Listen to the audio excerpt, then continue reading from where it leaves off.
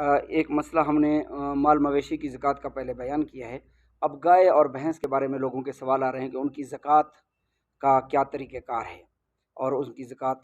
کتنی ہوگی۔ تو ایک بات یاد رکھیں، گھر کے جو استعمال کے آپ کے جانور ہیں، دودھ وغیرہ کے لیے رکھے ہیں یا گھریلو استعمال کے لیے رکھے ہیں، جس طرح ذاتی استعمال کے لیے ہوتے ہیں، تو ان پر کوئی زکوٰۃ نہیں ہے۔ اگر آپ نے ویسے گائے یا بھینس کی کافی تعداد ہے آپ کے پاس، کاروبار کے لیے، بزنس کے لیے یا شوقیہ رکھے ہوئے ہیں، تو پھر جو ہے نا ان پہ جو ہے نا جب گائے کی تعداد 30 کو پہنچ جائے، 29 سے ایک بھی کم ہو، یعنی 29 ہوں 28 ہوں، اس پر سال نہیں 10 سال گزر جائے تب بھی کوئی زکوٰۃ نہیں ہے۔ شریعت میں اتنی آسانی آپ لوگوں کے لیے، امت کے لیے پیدا کی گئی ہے۔ جب گائے کی تعداد یا بھینس کی تعداد 30 تک پہنچ جائے، دونوں کی زکوٰۃ ایک ہے،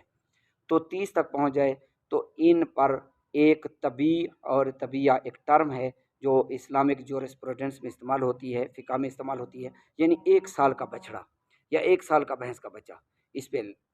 دیا جائے گا، اور یہ ریکوائرمنٹ ہے۔ دوسرا یہ کہ جب یہ تعداد 40 تک پہنچ جائے تو ایک مسن، ایک مسنہ، یعنی ایک 2 سالہ بچڑا، 40 گائے 40 بھینس پر تعداد پہنچنے پر 2 سال کا بچڑا، مسنہ 2 سال کا بچڑا یا 2 سال کا بھینس کا بچہ۔ جب یہ تعداد آگے چلتی رہے 59 تک، یعنی 60 سے کم، 59 تک کوئی اور یہی رول رہے گا، یہی ضابطہ رہے گا۔ جب یہ 60 پر پہنچ جائے، یعنی 60 پر، چونکہ 30 پر ایک طبی تھا، 1 سالہ بچڑا تھا، لہٰذا 60 پہ 2 طبی ہوں گے، یعنی 2 سالہ بچڑا یا 2 سالہ بھینس کا بچہ۔ اسی طرح جب 70 پہ ہو جائے، چونکہ 10 بڑھ گیا، ادھر 40 ایک اضافہ ہو گیا، پھر ایک طبی 30 والا اور ایک جو مسن یا ایک مسنہ ہوگا۔ تو اس طرح